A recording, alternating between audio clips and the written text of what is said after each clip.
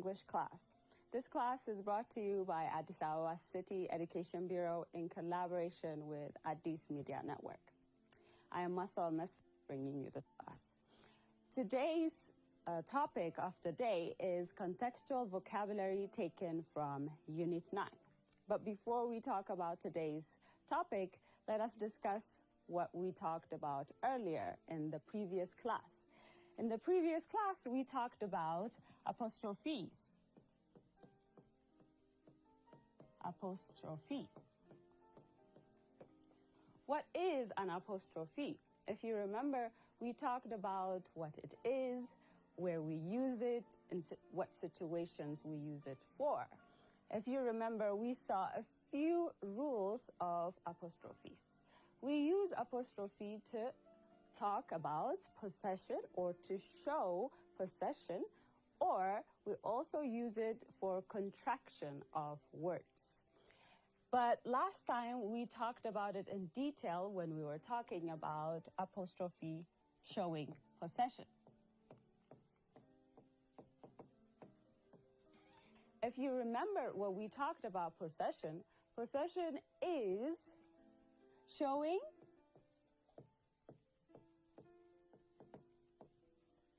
something or someone belonging to something, or in this case, someone. It could be an object, it could be a person belonging to a certain people or certain someone. Okay, so when we talked about possession, we talked about apostrophes.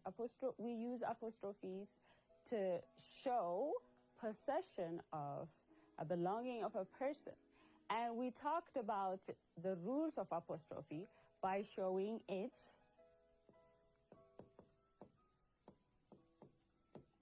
singular nouns and plural nouns.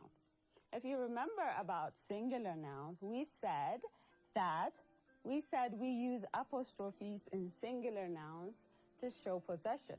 But the way we place the apostrophes, it may be different from the way we place it when we are using plural nouns. For example, the boy's toy. If we say the boy's toy here, the boy is only one, singular. So boy is a noun and it is singular. Since it is singular, we have placed the apostrophe after the noun and before S. So this is how we show possession when we are using singular nouns. What about plural nouns? When we're using plural nouns,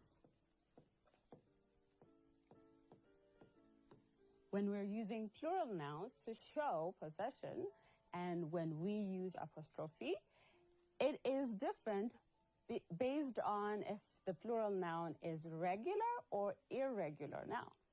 If it is regular noun, for example, if it's regular noun, let's say the students. And then we place the apostrophe after students because students is plural here. The students' desks. So, since this is a regular plural noun, it is not irregular, but a regular plural noun, we use after the S, after the possession S, we use what? Apostrophe. That's how we show possession when it is regular noun. When it is irregular noun, this is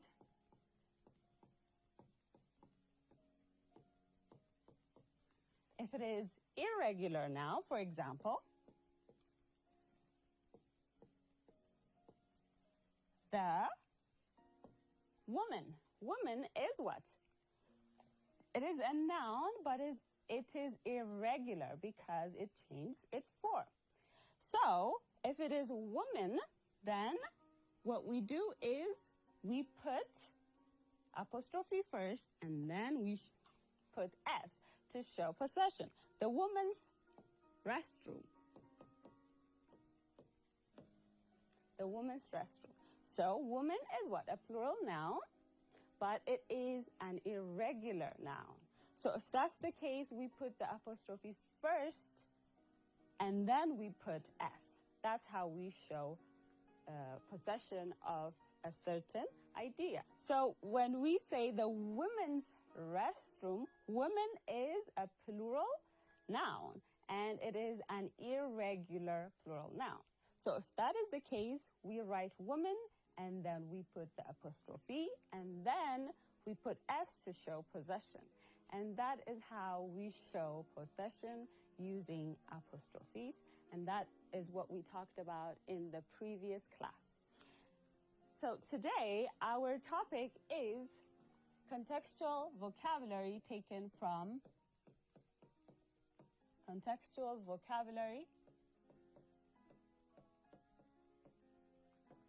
from Unit 9.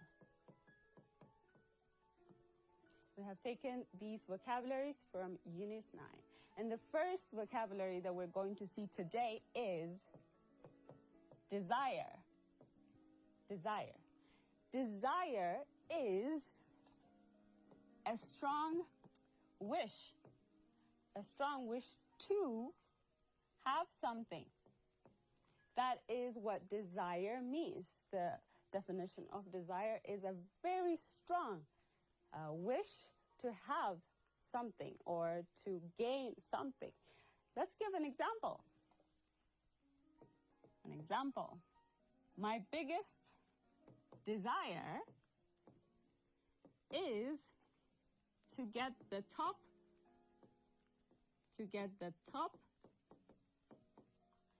mark in my class.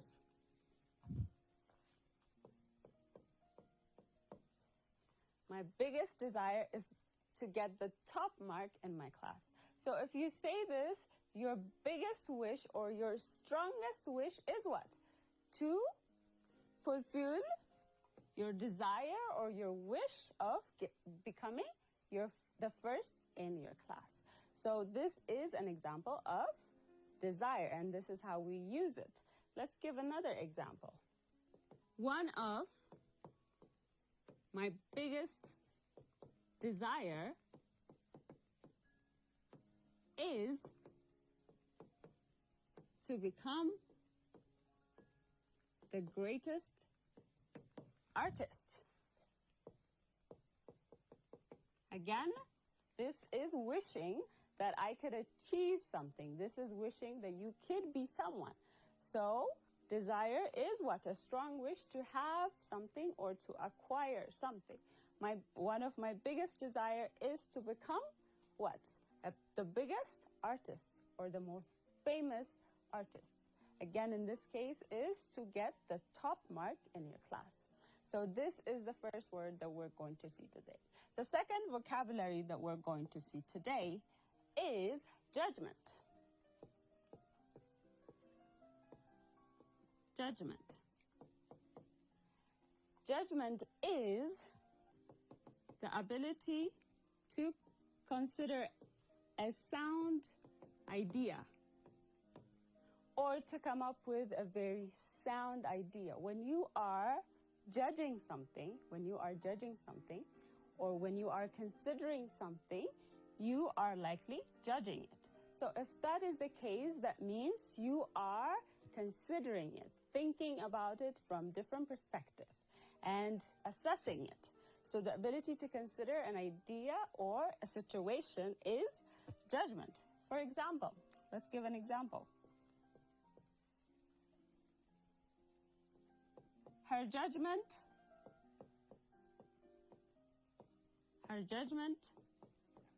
towards the competition is very sound. In this case, in this scenario, we're using sound as a very, a well-rounded way of thinking about something. If you remember, last time we talked about well-rounded. That means it is seeing things from different perspectives. So if that is the case here, if we say her judgment towards the competition is very sound, we're saying her judgment is not biased, but it's really good. She is thinking about things from different angle and assessing them from different angle. So which is really good. Another example. The teacher made a fair judgment the competition. Again, being fair, meaning having a sound idea of something or giving a sound idea of something. Again, this means that the person, in this case, the teacher, was very well-rounded in presenting their ideas or judging the competition. Let's say there is a spelling competition in this case.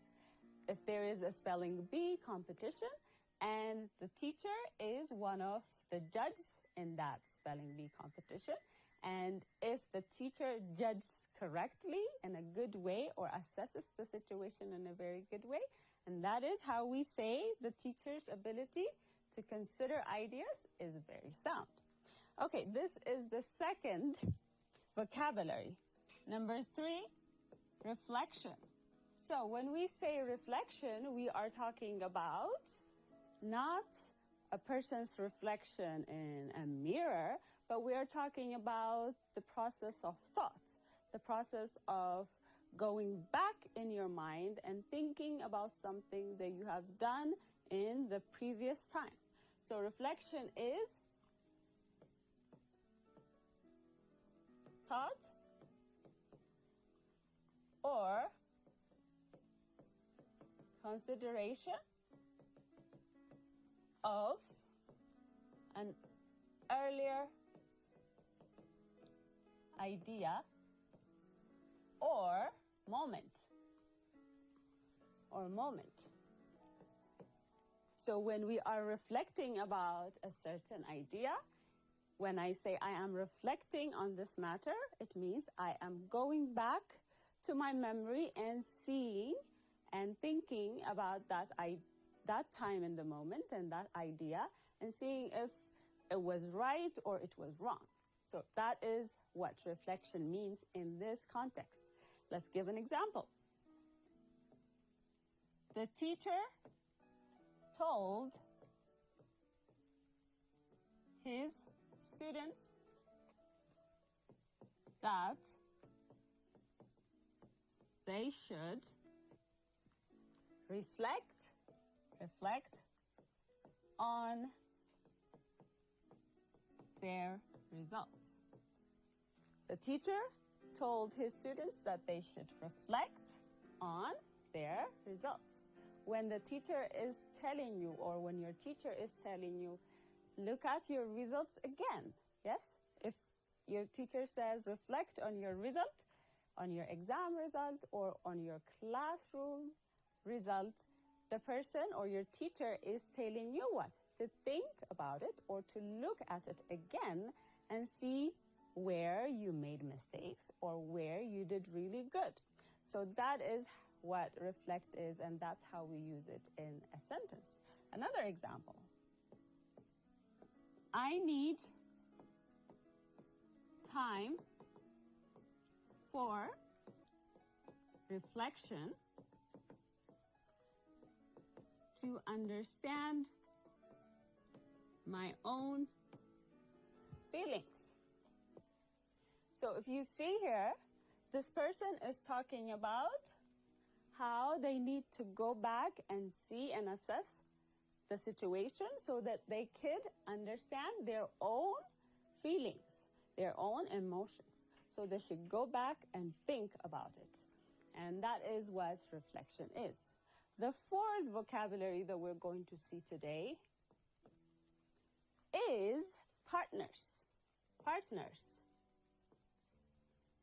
Partners are, or what it means is two people or more than two people working towards a common goal. that is what partner means. People working towards a common goal. It could be two people, and mostly it is two people. Most of the time it is two people, but it could be a certain small group of people. But those people are what? Working towards the same goal, okay? Working together towards the same goal or to achieve a same goal. For example, my partner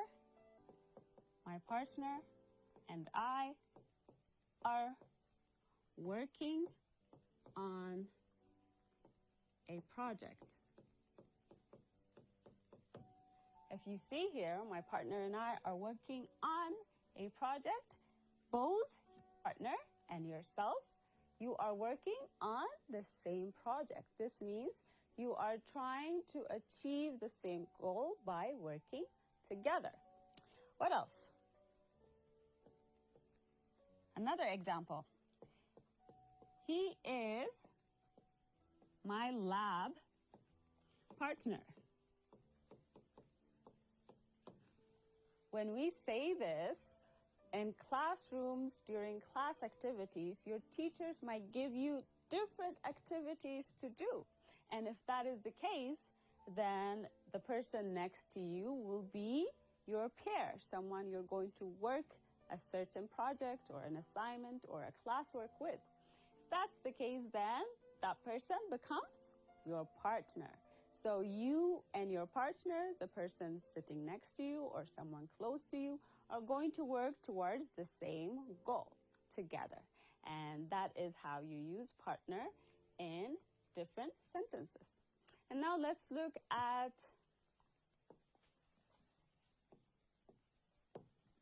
another word, which is message. Message is, and I think this one is easier for you because I'm sure you like sending messages to your friends and to your loved ones.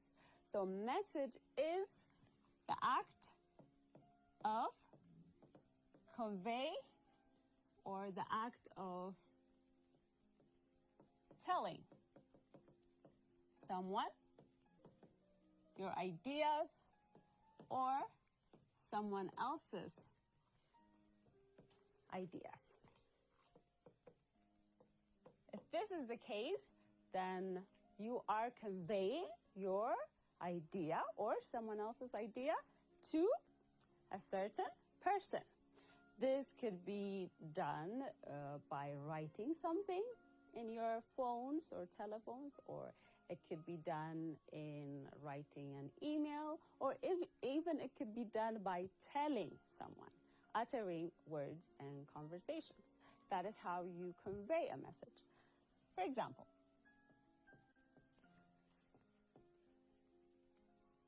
she has received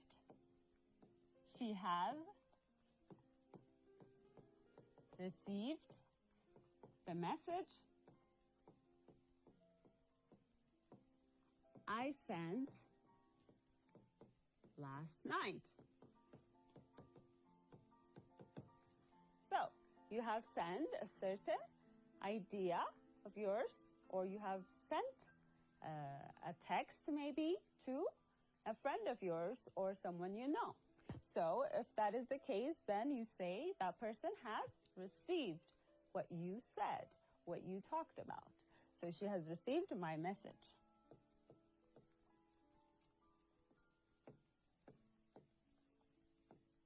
The message that my sister sent me is to tell me that she is doing okay. That she is doing okay. Okay?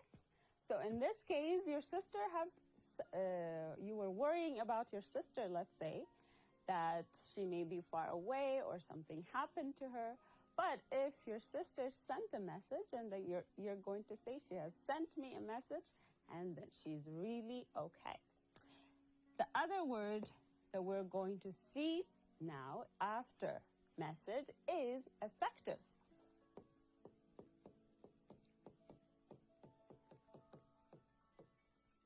Effective. What do you think it means? The word effective, what does it mean? What do you think is the meaning, the definition? To be effective, I'm sure your teachers have used this word once or twice. And being effective is to perform really well. Performing really well or successfully performing something really well is what? Being effective. To successfully achieve something is effective. Okay, an example. They were effective in completing their assignment. As you see here, they were effective in completing their assignment. So what they did was they successfully completed their assignment. Not only successfully completed it, but they were really good in time management. Let's say one example, how to be effective is being managing your time in a really good way. Being punctual can be one aspect of effectiveness.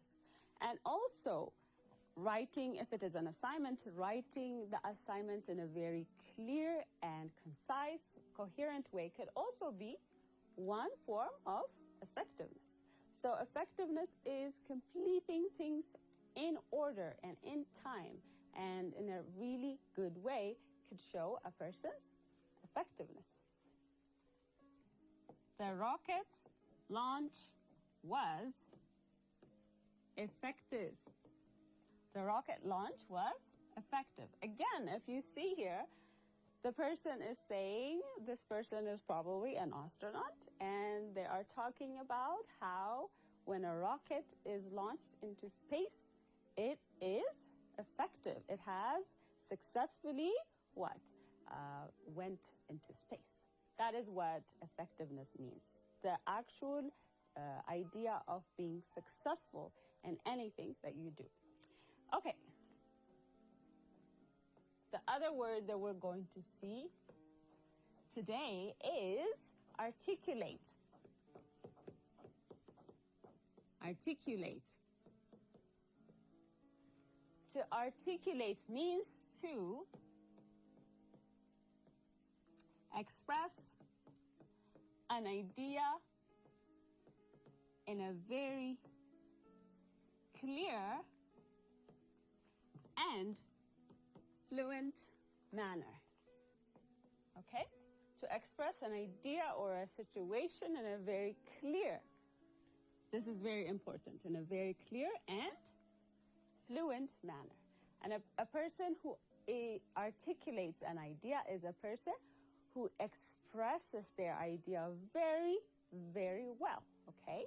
So a person who articulates is a person you understand their idea very easily and very clearly. An example. She is able to articulate her thoughts really well in the school debate. If you see here, people who join these kind of clubs or these kind of competitions are required to articulate their ideas really well. When they articulate their ideas really well, they can win the competition, one. Two, they could also clearly inform the audience what their idea is all about, what their motion is all about. So people who join different debate clubs or different clubs that require speech should be what? Should be really well to articulate their ideas. The president was able to articulate his vision towards his country. Again, a person who's a president, a person who joins different debates, or who gives speech is able or should be able to articulate their ideas across really well. They should be fluent in what they're talking about, and they should also be very clear in what they say. The other word that we're going to see today is mindfulness. Mindfulness is, or it means the idea of looking at the present moment without judgment. This is what it means. A person who is mindful is a person who looks at the situation that is happening at the moment, but that person is not judgmental, or that person does not judge what is happening at the moment, but they are mindful. It means they actually see it, think about it, but they are not judging anything or anyone at that moment. That is what mindfulness means. Let's give an example. Mindfulness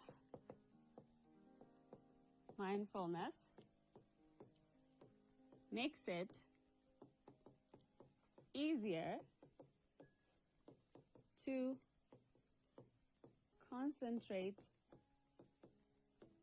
on the present situation. If that is the case, then if you're mindful about something, if you are thinking about something, or if you're thoughtful about something, then it means what?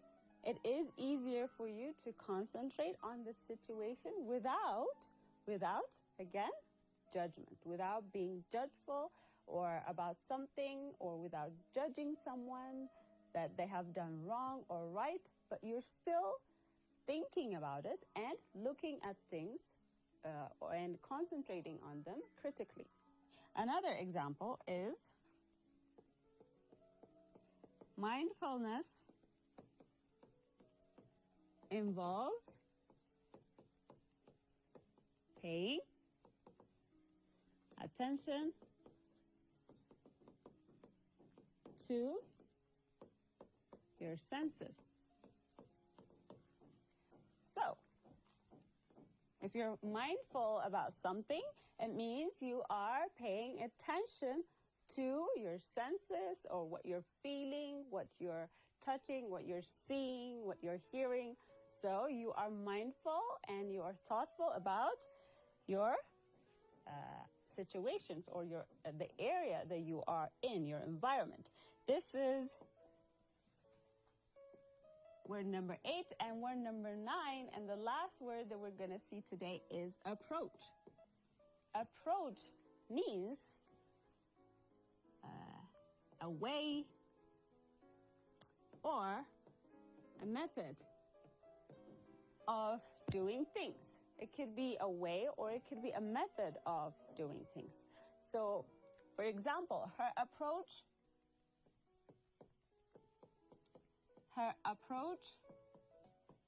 to the situation is really good.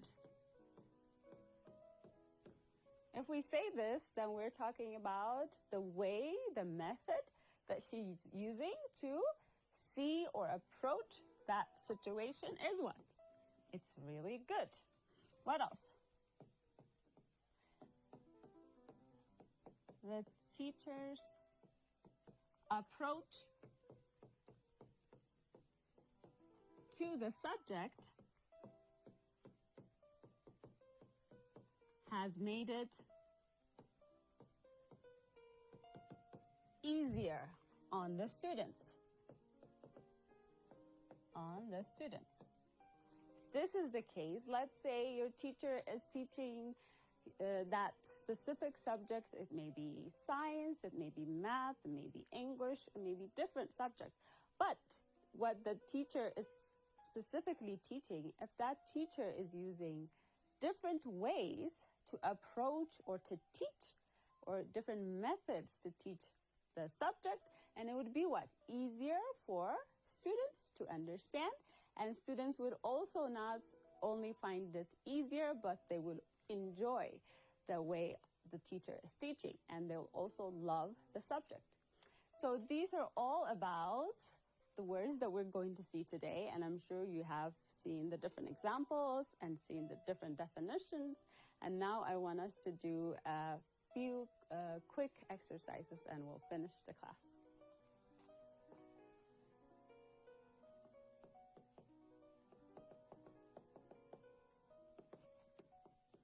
Activity, match the words to their similar meanings.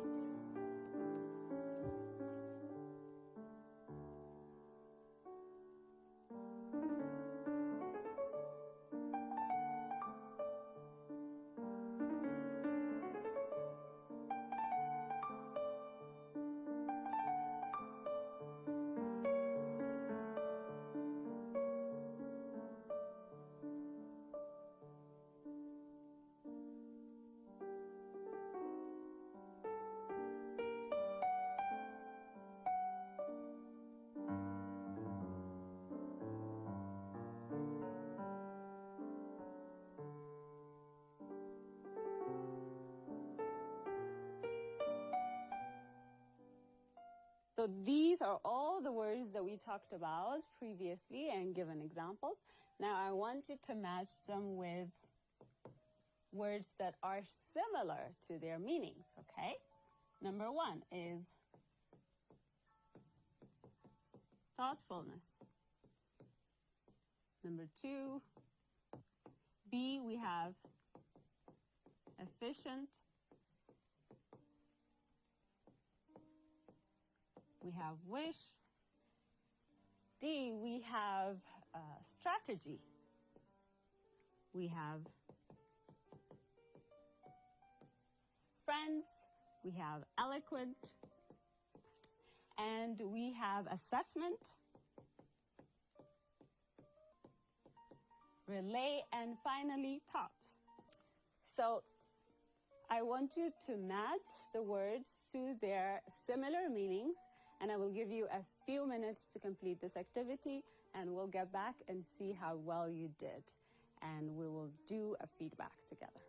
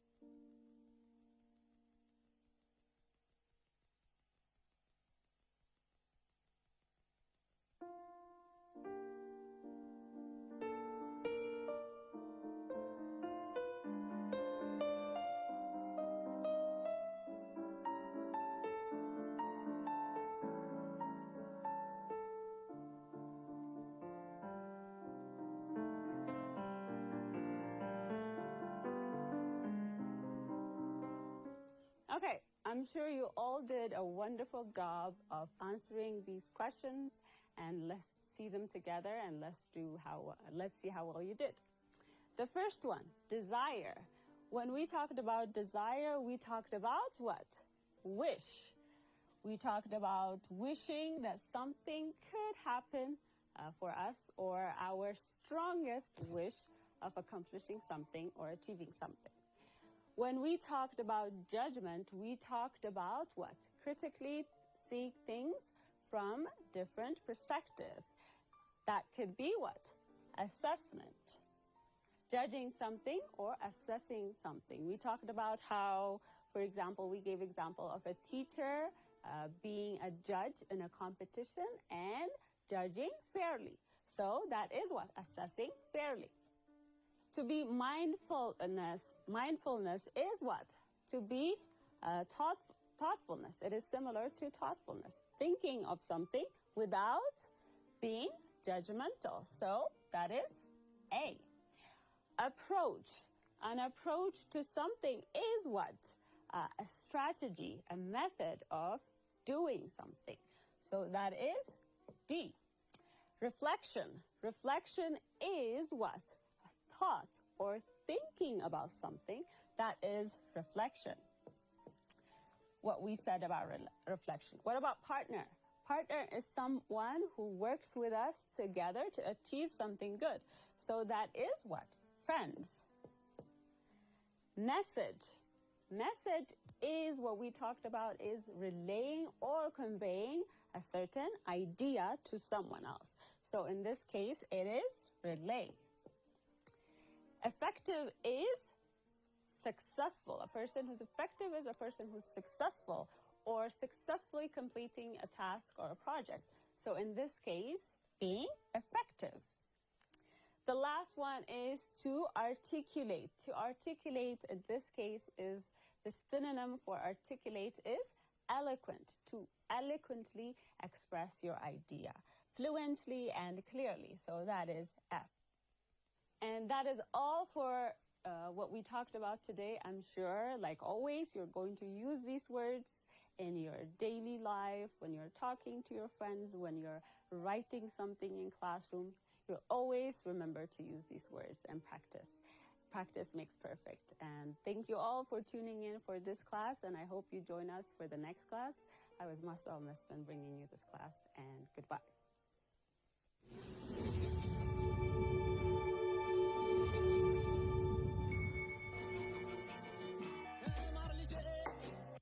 So today I want to take you guys a little